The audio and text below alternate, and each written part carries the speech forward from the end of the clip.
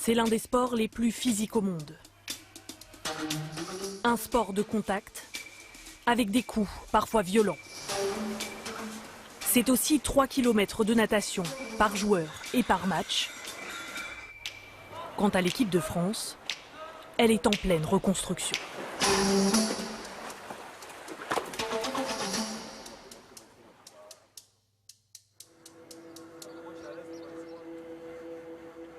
Athènes, début mars.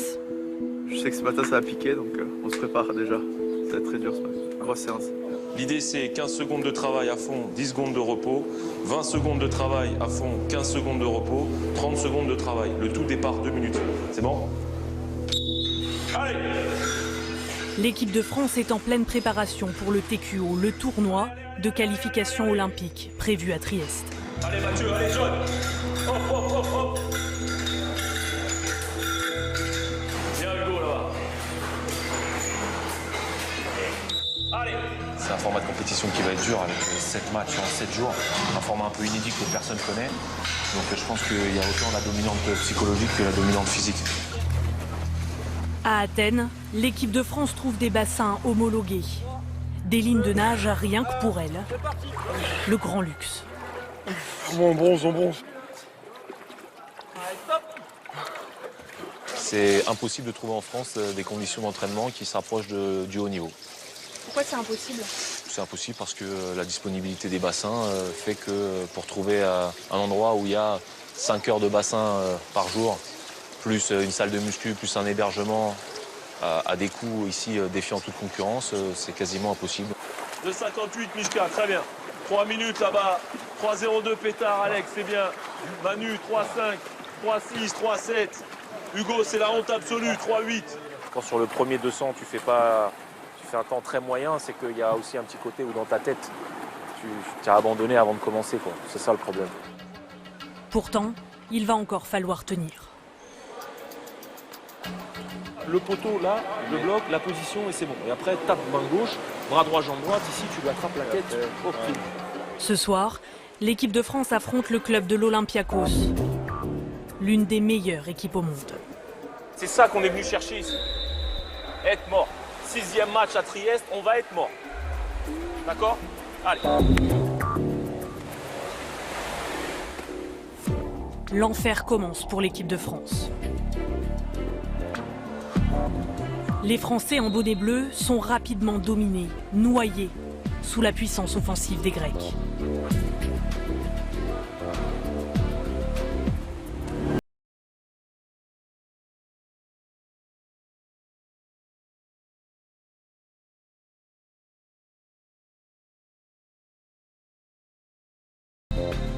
Tu t'entraînes comme un chien et tu te fais casser le cul.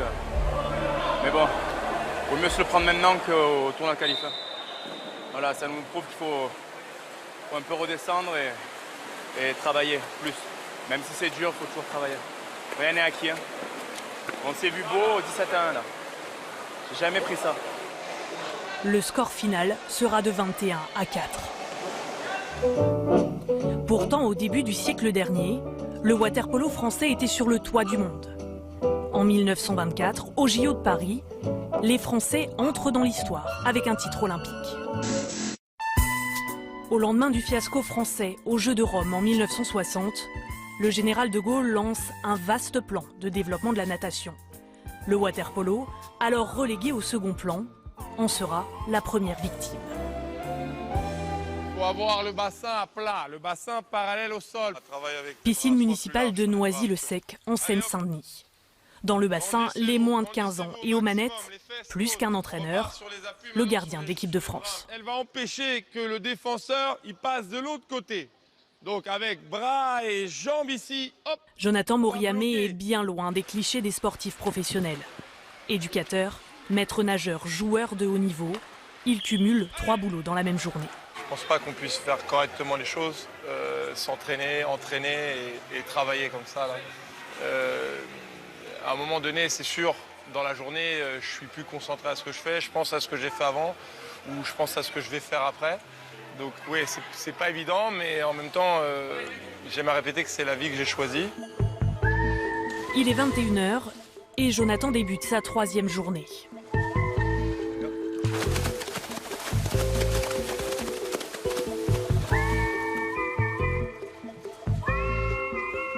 là, on s'oblige à aller très vite sur les bras et fort sur les jambes. Et je suis cuit. 22h, fin de l'entraînement. Un smicard aux portes des Jeux Olympiques. C'est donc ça, la réalité d'un international de water-polo en France. Il n'y a pas de couvert. Nice, fin mars. On retrouve les Bleus dans leur QG, chez Régine. En entrée, quelques crudités à la bonne franquette. Et oui, l'équipe de France de water-polo manque cruellement de moyens. Alors forcément, les galères, les joueurs, ça les connaît. Une des plus belles, c'est quand on avait fait un nouvel an dans un kebab. Ça, c'était exceptionnel. 24 heures de voyage, c'est improbable déjà. Pour faire 2000 km, après, on s'y fait. C'est tellement de choses improbables pour nous. Mais bon, c'est improbable pour les autres sports, mais normal pour nous, quoi. Suite des petites mésaventures de l'équipe de France. Ce soir-là, c'est la sono qui fait des siennes.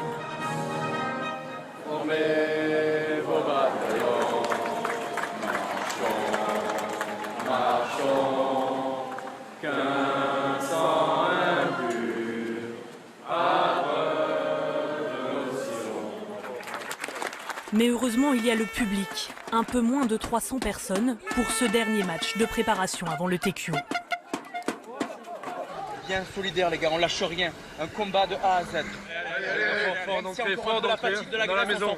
Ok, on lâche rien. Allez, 1, 2, 3. France ! Une rencontre entre la France, 7e nation mondiale en blanc, et le vice-champion du monde 2013, le Monténégro. Très vite, la sélection balkanique prend le large. Un 5-0 d'entrée de jeu, ça fait très mal. Et on manque d'agressivité là. On manque d'agressivité avec la balle, sans la balle, partout, il n'y a rien.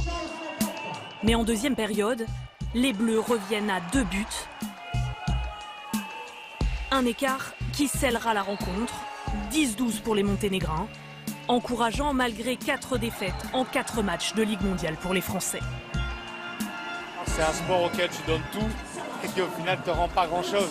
Mais après, c'est vrai que si tu fais un bilan financier, on va dire reconversion, on va dire de reconnaissance par rapport à tout ce que tu as donné à ce sport, il n'est pas très gratifiant.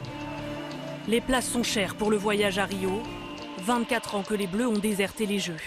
Et si cette fois, c'était la bonne.